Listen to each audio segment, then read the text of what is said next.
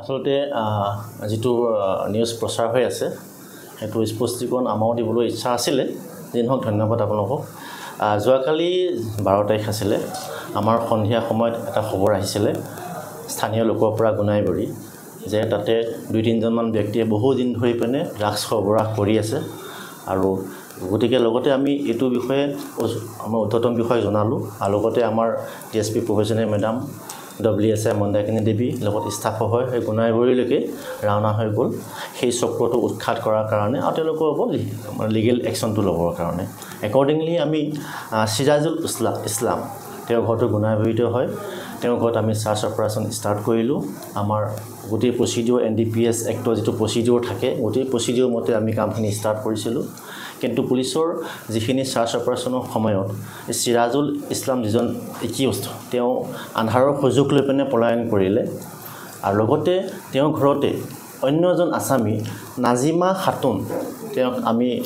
কৰায়ত্ব কৰিলোঁ search operation কৰাত আমাৰ 9টা ড্ৰাগছ 40 কণ্টেইনাৰ যিবিলাক সাসপেক্টেড হেৰোইন হয় সেইখিনি আমি উদ্ধাৰ কৰিবলৈ সক্ষম হৈছিলোঁ কিন্তু সেইখিনি সময়তে এই নাজিমা খাতুন যি দুষ্কৃতিকাৰী বা আসামী আছিলে তেওঁ হাহুৰ মানে শাহুয়েক নামটো তেওঁ Jaytan Nessa as about 70 years হ'ব তেওঁ সেন্সলেছ হ'ল আমি গম পাওঁ তেওঁ আগৰ পৰা হাৰ্টৰ কিবা অসুবিধা আছিলে আৰু অলপ অসুস্থ আছিলে তেওঁ যেহেতু সেন্সলেছ হ'ল তেতিয়া আমাৰ পুলিচৰ যি টিম তাতে আছিলে আমাৰ অফিচাৰসকল আছিলে তেওঁলোকে স্থানীয় ৰাইজ লগতে VDP যি কৰ্মীকৰ্তাসকল বা উইটনেছবিলাক আছিলে তেওঁলোকৰ সহযোগত মৈৰাবাৰী CHC লোকে সেই জয়তন নেছা নামৰ মানুহগৰাকীক লৈ অনা হৈছিলে চিকিৎসাৰ কাৰণে কিন্তু পিছত ডক্টৰে জয়তন নেছা নামৰ মহিলাগৰাকীক তেওঁ বৃদ্ধা মহিলা হয় প্ৰায় 70 ইয়াৰ্ছ তেওঁ বয়সটো হ'ব তেওঁ মৃত বুলি ঘোষণা কৰিলে মৃত বুলি ঘোষণা কৰাত আমি এই বিষয়ে সকলোখিনি গোটেই ঘটনাটোৰ বিষয়ে আমাৰ উদ্ধতম বিষয়াক আমি অৱগত কৰিলোঁ আৰু সেই নিৰ্দেশ মতে আইনী যিখিনি প্ৰক্ৰিয়া মতে আমি যাতে ভৱিষ্যতে ইয়াক লৈ পেনে কোনো ধৰণৰ কন্ট্ৰভাৰ্সি নহয় কোনো ধৰণৰ কাৰো অসুবিধা নহয় সেই গতিকে উদ্ধতম বিষয়ৰ নিৰ্দেশ মৰ্মে আৰু আইনী প্ৰক্ৰিয়াৰ মতে আমি জয়তন নেছাৰ ওপৰত যেটো আইনগত ব্যৱস্থা পোষ্টমৰ্টেম কৰাই হওক এক্সিকিউটিভ মেজিষ্ট্ৰেটৰ দ্বাৰা ইনকুৱেষ্ট কৰাই হওক সকলোখিনি প্ৰক্ৰিয়া কৰিবৰ কাৰণে আমি যত্নবান থাকিলোঁ আৰু ইতিমধ্যে আমাৰ কামখিনি চলি আছে ইপিনে আমি NDPS এক্টত যিগৰাকী মহিলা আমি ডিটেইন কৰিছিলোঁ NDPS এক্ট মতে আমি কেছ ৰেজিষ্টাৰ কৰিছোঁ আমাৰ সেই কেছ মৈৰাবাৰী থানাৰ কেছ নম্বৰটো হৈছে 109/24 আণ্ডাৰ সেকশ্যন 21/(A)/25 NDPS এক্ট এই সেকশ্যন মতে আমি কেছ ৰেজিষ্টাৰ কৰিছোঁ দুজনকে আসামীৰ ওপৰত এগৰাকী হৈছে নাজিমা খাতুন অলৰেডি তেওঁক আমি ডিটেইন কৰিছোঁ সেকেন্ড গৰাকী হৈছে সিৰাজুল ইছলাম তেওঁ সেই ঘটনাস্থলীৰ পৰা পলায়ন কৰিছিলে বৰ্তমান আমাৰ তদন্ত চলি আছে আৰু আমাৰ যি এই ড্ৰাগছ বিৰোধী অভিযান এই অভিযান আমি মৈৰাবাৰীত আমি গাঁৱে ভূঞে বা বিভিন্ন অঞ্চলত আমাৰ এটো অব্যাহত থাকিব আৰু যিখিনি সৰবৰাহকাৰী আছে তেওঁলোকৰ ওপৰত আমি আইনগত ব্যৱস্থা ল'বলৈ আমি কেতিয়াও পিছুহুকি নাথাকিম আৰক্ষীৰ অভিযান কালত আৰক্ষীৰ দুষ্ট চক্ৰবিধ অভিযান চলাব একান্ত সংবাদ মাধ্যমে কেইটামান পৰ্টেলে ভুৱা প্ৰচাৰ কৰি আছে যে আৰক্ষী মহিলাগৰাকী মানসিকভাৱে অশান্তিকৰ হাৰাশাস্তি কৰাৰ বাবে মৃত্যু হৈছে বুলি পেলাই কৈছে বাতৰি প্ৰচাৰ হৈছে ভৱিষ্যতে আৰক্ষী এনেকুৱা ধৰণৰ বাতৰিয়ে সামাজিক মাধ্যমত ক্ষতি নকৰে নেকি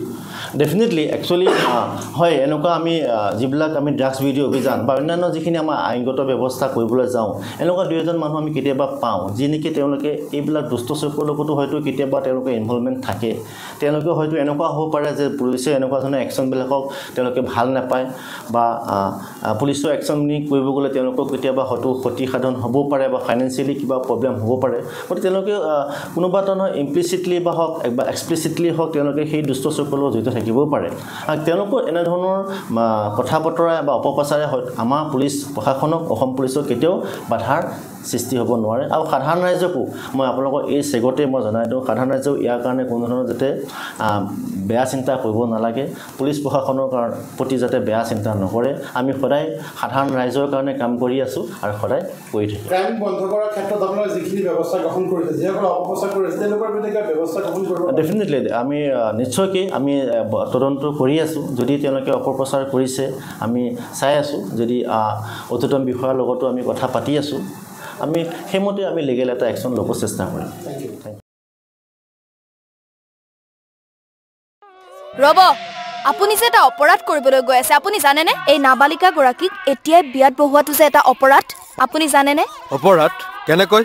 মোৰ ছোৱালী মোৰ কথা তুমি যিয়েই নোকোৱা ভূঞা 18 বছৰৰ তলৰ যিকোনো কন্যা সন্তানৰ বিয়া দিলেই আইনগতভাৱে এক দণ্ডনীয় অপৰাধ বিয়া দিয়াজন যিমান দায়ী বিয়া পতাজনো সমানে দায়ী এতিয়া তাই পঢ়া শুনা কৰাৰ বয়স খেলা ধূলা কৰাৰ বয়স তাই খেলিবলৈ দিয়ক পঢ়িবলৈ দিয়ক আৰু চাব এদিন আপুনি তাইক লৈ গৌৰৱ অনুভৱ কৰিব পাৰিব এতিয়াই তাইক সংসাৰৰ বোজা দি তাইৰ ভৱিষ্যত জীৱনটো অন্ধকাৰ কৰাৰ অধিকাৰ তোমাৰ জানো আছে মোৰ ভুল হৈ গ'ল মাজনী মোক ক্ষমা কৰিবা